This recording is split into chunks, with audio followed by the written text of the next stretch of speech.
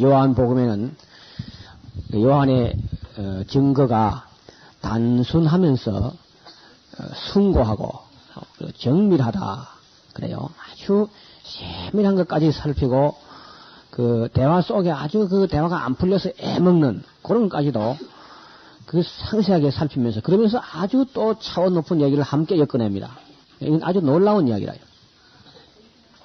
그리고 그 요한이 그렇게 단순한 그런 문장으로 기록하는데도 사람들의 개성이 그렇게 뚜렷하게 드러나요. 요한복음을 읽어보면은 다른 복음서를 봐서는 제자들의 성격을 알 수가 없는데 요한복음을 읽어보면 제자의 성격이 막 다 드러난다고. 예를 들면 빌립 같은 사람을 봐요. 아마 그 빌립은 가난한 집에서 자라난 것 같아. 뭐든지 그저 작게 하고 모자라게 하고 그냥 그렇거든요. 이 사람이. 예수님 그걸 참 재미있게 생각하시는 것 같아요. 그래서 한번 일부러 빌립을 시험코자 하사 그 많은 사람을 놓고 이제 이 사람을 어떻게 하면 떡을 먹일 수 있겠느냐. 일부러 이제 빌립에서 무슨 말 나올까 예수님 다 알고 있습니다 지금. 그래 또 그거 한번 듣고 싶어가지고 그래 묻는다고요. 그러니까 빌립이 주여 조금씩 받게 하고자 할지라도 200데나리온 해도 부족하겠나이다. 그 쫓겨서 해야 또 모자라게 만든다고. 사실요 200만 원이나 300만 원 돈 없는 거는 마찬가지거든. 그런데 꼭 또 조금씩 받게 하고자 할지라도 또 200만 원 하면 또 모자라겠다고 결론이 그리 난다고 이 사람은. 사고가 그래요. 아니 이왕 하는 거 저요 배부르게 먹이려면 한 500만 원 있어야 안 되겠습니까? 이러면 될 텐데 꼭 그 모자라게 그렇게 해가고 결론은 모자랍니다. 결론은 어땠어요? 배부르게 먹고 모자랍니까? 남은 것이 12강줄이라. 그래서 넌 왜 사고방식이 그 모양이냐? 그래 하지 않고 예수님께서 그렇게 물어가지고 그 결론을 보여주시고 다시 그 빌립에 대해서 뭐 부끄럽게 하거나 그래 하지 않았어요. 그리고 그 빌립이 또 아버지를 한번 보여달라고 또 우기죠. 그래 예수님이 아주 답답해 하시면서 내가 이렇게 너와 함께 오래 있었는데 또 아버지를 보여달라 하느냐. 나를 본 자는 아버지를 보았다. 이런 거 아주 빌립은 구체적이고 계산적이고 타산적이고 뱅뱅 돌아갑니다. 금방 계산이 나와버려요 그냥. 뭐 전자계산기 필요 없습니다. 빌립한테 가면은. 눈 모자라서 그렇지. 빌립은 성격이 그래. 그러니까 아마 굉장히 어려운 가정에서 자라난 것 같아요. 맨날 모자라게 그렇게 살았던 거죠. 또 이제 여기 아주 개성이 강한 한 사람이 있는데 그 나사로의 누이 동생 되는 그 마리아 같은 경우 말이에요. 그 소문을 들어보면은 꽤 소문이 안 좋은 여자거든. 그래 예수님이 보통 오면은 이제 베다니의 그 나사로하고 마리아 집에 가는데 늘상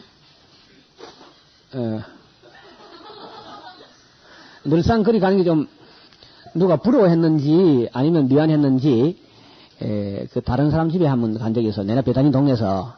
근데 거기에 이 마리아가 예수님 십자가에 못 박히기 전날 며칠 전이죠. 아마 그날 수요일 밤인가 그랬을 겁니다. 근데 마리아가 그 향유 옥합을 하나 가져와가지고 그걸 탁 떼가지고 예수님 발에 붓고 그랬죠. 그때 또 이제 가룟유다가 아주 썽을 내가지고 뭐 투덜거리고 그날 저녁인데 그 마리아의 그 이야기는 참 감동적입니다. 그 전설에 의하면은 그 몸을 파는 여자였다 그래요 마리아가. 그리고 이제 나사로는 또 나병을 앓고 있었고. 그런데 그 마리아가 아주 얼굴도 예쁘고 그랬는가 봐요. 그런데 그래서 막 아주 예수님을 초대했던 그 시몬이라는 사람이 아주 역겹게 생각했죠.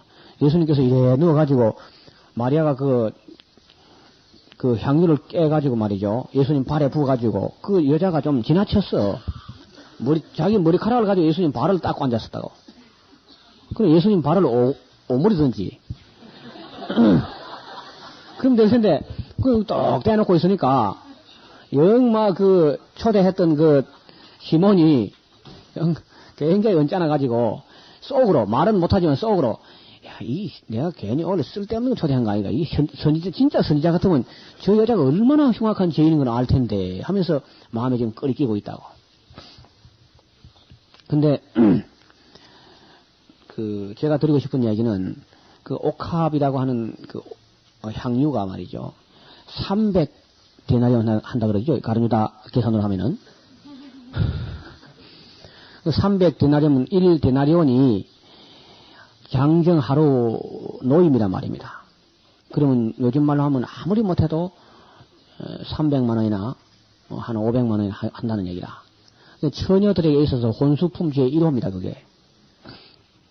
그건 이제 어떤 귀한 거는 처녀들이 가슴 속에 목걸이도 해가지고 이 달고 다니는 사람도 있고 아주 고이 간직하는데, 그 이제 어떻게 하냐면은 신랑 시집을 가서 이제 시집을 가는 게 아니고 뭐 신랑이 오죠. 신랑이 왔을 때 첫날 밤에 향유를 열어가지고 신랑 머리에 이렇게 한 방울 딱 떨어뜨린 게다, 신방에서 첫 밤에.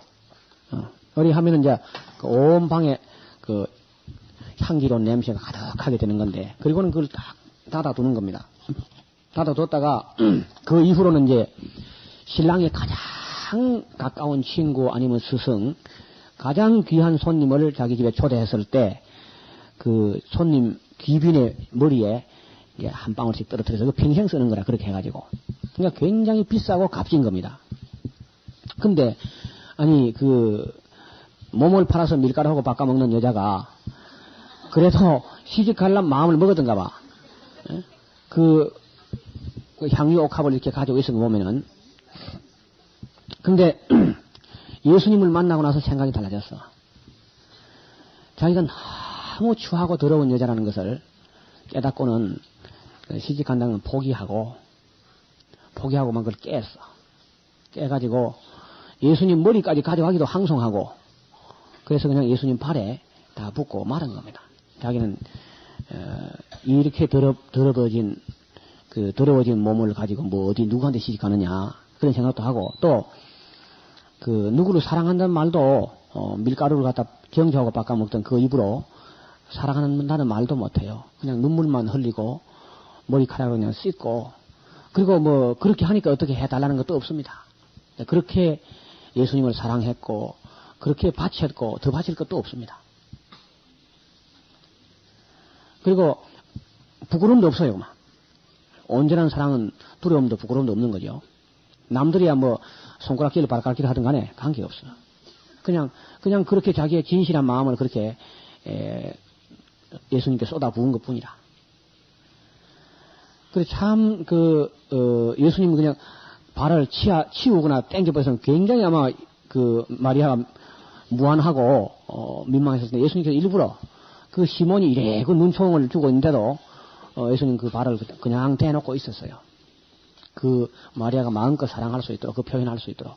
그리고 아무 사람도 예수님을 그렇게 사랑하는 사람은 없었어요. 가족들이라도 그렇게까지는 사랑하지 않았어.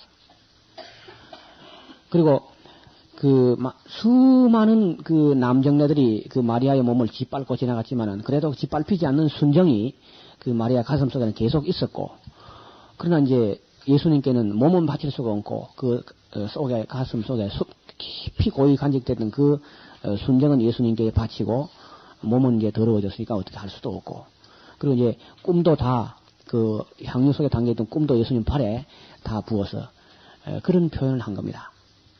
그래서 예수님께서 여자를 아주 변호를 해요. 자꾸 그 여자를 괴롭게 하냐. 그 여자가 기름을 본 것은 내 장례식을 해서 한 것이다.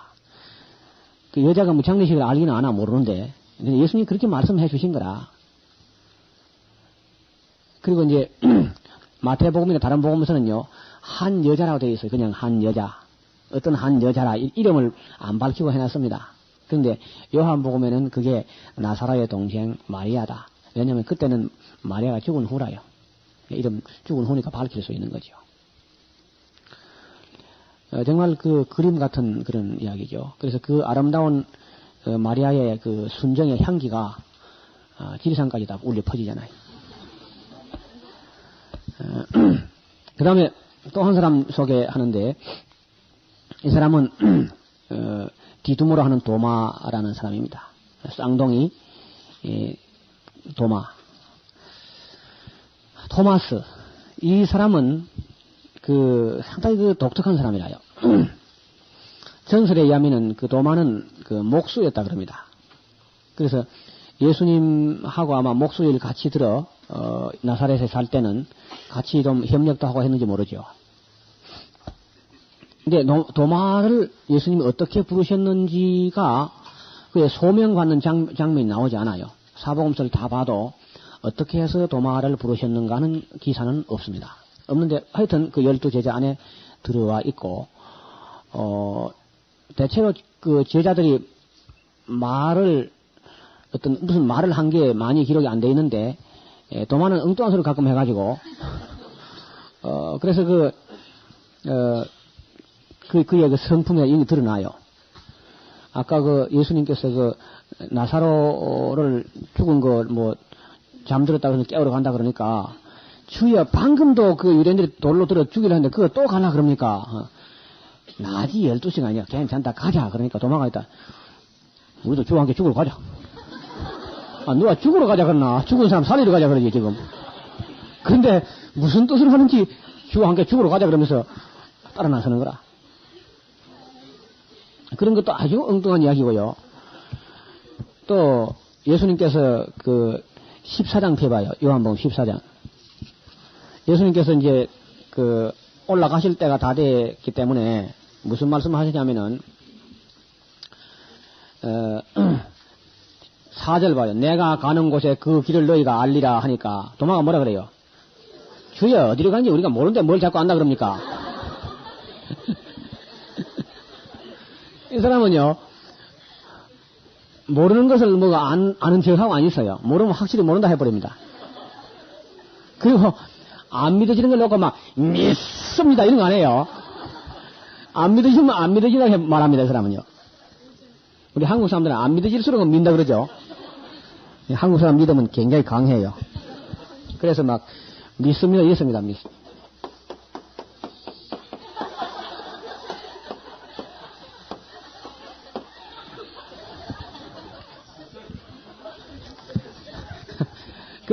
안 믿어지니까 저런 데가 안 믿어지니까. 도마는 저런 건 안 합니다. 도마는 안 믿어지면은 나는 안 믿어진다 그렇게 합니다. 그러나 도마는 믿는 거는 확실해야 믿어요. 확실하면 확실히 믿습니다, 이 사람은. 많은 찬송가라든지 설교자들이 하는 거 보면요. 의심많은 도마라고 자꾸 그런데요. 도마는 의심많은 게 아닙니다. 확실한 걸 확실히 믿으려고 하는 사람이지, 의심많은 게 아니라, 천국 가가지고 내가 언제 의심했냐요. 의심한 게 아니라 확실한 걸 붙잡으려고 하는 사람이라. 이게 왜 그러냐면 이게 목수라고.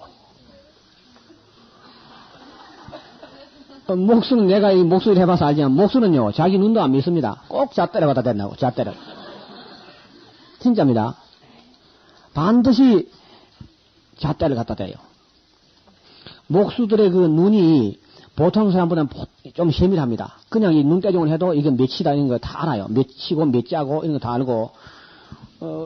저 같은 경우도 이제 어떤 물체를 잡으면 각도가 거의 감각으로 압니다. 몇 도인가, 90도인가, 85도인가 거의 다 느끼죠. 조그만 각도가 차이 나도 금방 다 압니다. 그래서 이 나무 깎을 때 만지면서 각도가 다 점검하면 거의 다 90도 됐나 안 됐나 다 알아요.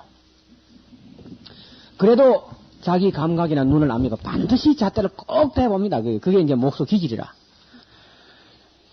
그러니까 도마는 예수님을 따라 나설 때 확실해야 따라 나서지 어정쩡하면 안 따라 나서는 처음부터. 그래서 정말 확실해서 따라 나섰는데 예수님 맥없이 십자가에 어떻게 예수님 반항도 해보도 못하고 그냥 당해버리거든요. 그러니까 예수님 십자가에 못 박힌 날 그날에 아마 가장 상심했던 사람이 도마 같아요. 그래서 다른 제자가 10명의 제자가 다락에 모였을 때 도마는 그거 없었어. 혼자 이 사람 어디 갔다 온지 모르겠어, 그날. 예루살렘에 아는 사람도 많지 않을 거거든, 그 사람이. 꼭 보면 있어야 할 그 사람이 없다고 보면. 주일 저녁에 나와야 될 그 사람이 꼭 안 나온다고. 그래, 이제 예수님이 오셨다가 막 사라지고 나니까 도마가 혼자 맥이 탁 퍼져가고 터득 들어가는 거라. 그 이제 제자들이, 도마! 우리가 줄을 보았다. 그러니까, 쓸데없는 소리 하지 마라. 아니야, 지금 자네가 앉았던 바로 그 자리에 앉았다 가셔서, 우리가 물고기를 들으니까 잡수셨단 말이야. 진짜 정신 나간 소리 자꾸 하고 있어. 나는 그런 소리 안 믿나. 정말일세. 글쎄 나는 내 손가락을 거기 넣어보거나, 그 옆구리에 내 손을 넣어보면 몰라도 나는 안 믿어. 그런 거 안 믿어. 안 믿어 그런데 뭐 그만이지 뭐 좀. 그래 이제 여드레인가 여드레입니까? 여드레 지나서 예수님이 특별 스페셜로 나타난 거라. 그건 딴 사람 때문에 아니고 도마 때문에 나타나서 딴 말에 한 말씀 한 게 없어요. 오셔서 바로 도마를 불러요. 그랬더니 도마가 나의 주, 나의 하나님이십니다. 그러죠? 그러니까 정직한 회의가 어설픈 신앙 고백보다 빨리 예수님을 하나님으로 고백한다고. 예수님을 나의 하나님으로 고백한 게 처음이다. 아무도 그렇게 못했어요. 그 봐요. 의심하는 게 아니라 확실한 걸 붙잡는 그런 사람이라면 도마가. 근데 이 예루살렘이 이제 멸망을 하기 직전에 사도들이 이제 그 예루살렘 성이 멸망될까 하면 내다봤는가 봐요. 그래서 그 제비를 뽑습니다. 제비를 뽑는데 전부 이 제비를 뽑아가지고 그 제비에 당하는 대로 어느 나라든지 복음을 전하기 위해서 간다. 그리고 약속을 다 했어요. 그래서 이제 탁 제비를 뽑았는데 도마의 제비에는 인도가 걸린 거라. 그 다른 사람들은 막 자기는 어디 나라가 뽑혔다고 하는데 도마는 가만히 있다 그래. 도마, 자네는 하니까 나는 히브리인이다. 내가 어찌 인디아에 가리요? 하고 안 간다 하더랍니다, 이 사람이. 참 이상한 사람이야. 아니, 그 제비 뽑기 전에 다 그렇게 가게 해놓고는 또 안 간다 그래. 그 이튿날 예수님께서 도마에게 나타나가지고, 도마야, 나의 은혜가 너와 함께 하니까 아무 소리 말고, 염려하지 말고, 인디아에 가거라. 그렇게 했다 그래요. 그러니까 도마가, 주여, 주께서 가라 하시면 어디든지 가겠습니다. 그러나 인디아는 가지 않겠습니다. 참 이상한 사람이라. 그래. 아니, 안 간다기 뭐, 어딘데 간다 해놓고 또 안 간다는 거야. 그거는. 그 이튿날인데, 그 예수님이 어떤 상인하고 흥정을 하고 있더래요. 도마가 이렇게 보니까. 그래 이제 도마가 들으니까, 어떤 사람을 찾소? 그러니까, 목수요. 숭령공이었으면 좋겠소. 그러니까 예수님이, 내 소유로 되어 있는 노예가 하나 있는데, 만나보려냐고 그렇게 하더래요. 숭령공입니까? 숭령공이라고. 숭령공이 됐습니다. 그래 이제, 건강하다고. 그래 이제 값을 얼마 하면 되겠냐고. 값을 얼마 하고. 그래 이제 흥정을 하는데, 그래 예수님께서 계약서, 매도 증서를 써주는 거라. 써가지고, 요셉의 아들인 나 예수는 내 소유로 되어 있는 노예, 토마스라는 목수를 인도의 상인 군타 포로스 왕의 상인 아바네스에게 일금 얼마야 정식으로 매도하노라. 그리고 예수님 사인을 하는 거라. 그래 그 매도 증서를 갖다 이제 써서 주니까 그 아바네스라는 상인이 예수님과 함께 도마에게로 오는 거라. 오더니 그 상인이 이 턱을 가지고 그 주인 만나고 하더래요. 그 도마가 맞다고. 그러니까 내가 오늘부로 너를 샀다. 그 상인이 그래 하더랍니다. 도마가 예수님 앞에 무릎을 꿇으면서 주여 인디아에 가겠습니다. 그렇게 하더란 거죠. 거기로 이제 인디아에 가요. 가가지고 임금 앞에 군타 포로스라는 임금 앞에 이제 불려갔는데 그 왕궁을 설계해 본 적이 있느냐고 있다고. 그러면은 한번 기초 설계를 한번 그려 가져오라고. 그 도마가 이제 설계도를 가져가니까 아주 임금이 만족해가지고 언제부터 착수할 수 있겠냐 하니까 공사비만 조달되면 곧 착수할 수 있습니다. 그 이제 터랑 다 보고 이제 그렇게 해놨는데 1차 공사비가 이제 지불되었어요. 근데 그걸 가지고 이제 도마가 이제 그 사람들을 만나고 다니는데, 그래, 의전 회의가 있을 때마다 이제 그 나와서 보고를 하고, 그래, 어떻게 잘 돼가는가 물으면 늘 잘 돼간다 그래요. 근데 하나도 잘 돼가는 게 없어. 그 나중에 이제 소문이 나기를, 그, 팔레스타인에서 온 도마라는 목수가 돈을 갖다 물수도 하고 다닌다고, 그 소문이 그래 나는 거라. 그래, 알아보니, 처음에 이제 그 일꾼들을 미리 선물을 주는 거겠지. 그렇게 생각했는데, 이 사람이 선물 준 게 아니고, 가난한 사람들 만나 다 나눠줘 버렸어, 그냥. 불쌍한 사람들, 가난한 사람들 만나 그 돈 다 나눠준 거라. 그래, 그 소문이 나서 임금이 귀에 들어가니까, 임금이, 그 어떻게 해서 모은 건데, 그러면서, 족치고, 잡아들이라고 했어. 그래, 알아보니까 사실이거든? 그러니까, 이거는 도마만 처벌해서 안 된다 그러면서, 그 사원, 아바네스라는 상인까지 감옥에 쳐넣었어요. 그래가지고 군타 포르스 왕의 동생 이름이 가시라고 하는 동생이 있었는데, 동생이 막 더 미치는 거라. 그 왕궁을 지으려고 하는 돈을 갖다가 전부 가난한 사람이 나눠줬다고 말이지. 완전히 우리 인도 왕궁을 갖다 조롱한 거라 그러면서 막 길길이 뛰다가 보면 니진탕이 있나가 죽었어. 그래가지고 그래 안 해도 지금 그 왕이 막, 그 도마를 잡아 죽이고 싶은데 그 일로 인해 가지고 막 너무 길길이 뛰어 샀다가 동생이 또 니진탕이나 죽고 나니까 막 이를 가는 거야 완전히 막.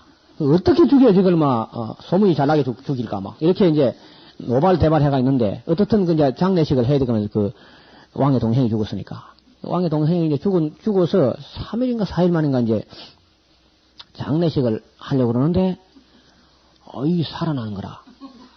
그 가시란 죽었던 동생이 그 살아나가지고 하는 말이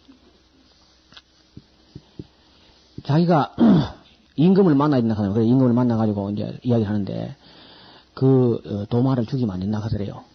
그 왜 그러냐 그러니까 내가 죽어가지고 하늘나라를 갔는데 어떻게 좋은 집이 있던지 천사가 안내하면서 당신은 어느 집이면 좋겠어 하길래 이 너무 좋아서 안 되는데 어디 저런 집에 어디 지하실 같은 거 한 건 없냐 하니까 그거는 임자가 있다 하더랍니다. 그 누구냐 하니까 그 인도의 군타 포르스 왕의 집인데 그건 임자가 있기 때문에 주인 허락 없이는 안 된다 하더래요. 아이고 내가 그럼 사면 안 되냐고 하니까 사는 것도 글쎄 주인이 허락이 있어야 된다고. 이 사람은 내가 가서 형님한테 허락 받아올 테니까 한 번만 살려 보내주십시오. 그래서 형님한테 허락 받아 왔다는 거예요. 그래 그 얘기를 이제 하니까 그 인도 왕이 그게 사실이냐? 사실이라고. 그러니까 이제 새로 그 도마를 불러가지고 임금한테 불려갔어요. 도대체 이것이 어떻게 된 것인가? 구체적으로 처음부터 좀 이야기해라. 하니까 도마가 아예 창세기부터 하는 거라.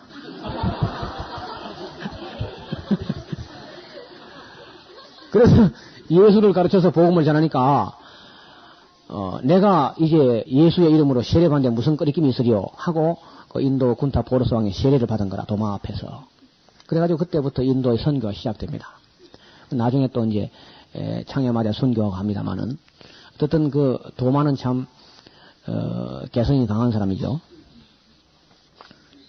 그래 도마가 엉뚱한 말을 자주 해가지고 유명한 말이 많이 나왔어요. 내가 곧 길이요 진리요 생명이 그것도 도마 때문에 나온 거라고 그게. 알지 못하는 뭘 자꾸 안다 그럽니다. 그래가지고 그래서 도마 때문에 그 유명한 구절이 나왔다고. 베드로도 이상한 말을 해가지고 베드로 실수 때문에 유명한 말이 많이 나왔습니다. 예수님 입에서요. 그 성경을 자세히 봐요. 그런 게 많아요. 빌립 때문에 나온 말씀도 있고 도마 때문에 나온 유명한 구절이 있고 니고데모 때문에 또 나온 유명한 구절들이 있고 그렇습니다.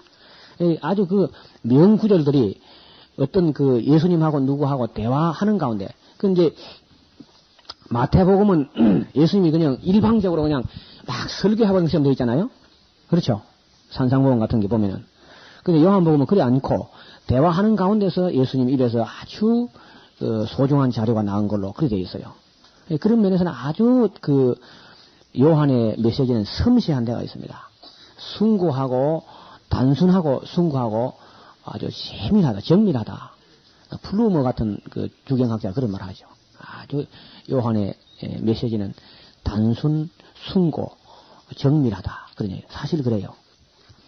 요한복음 같은 거 여러 번 읽어서 그 안에 나오는 사람들, 오고 가는 대화, 이런 거 좀 같이 살필 필요가 있습니다.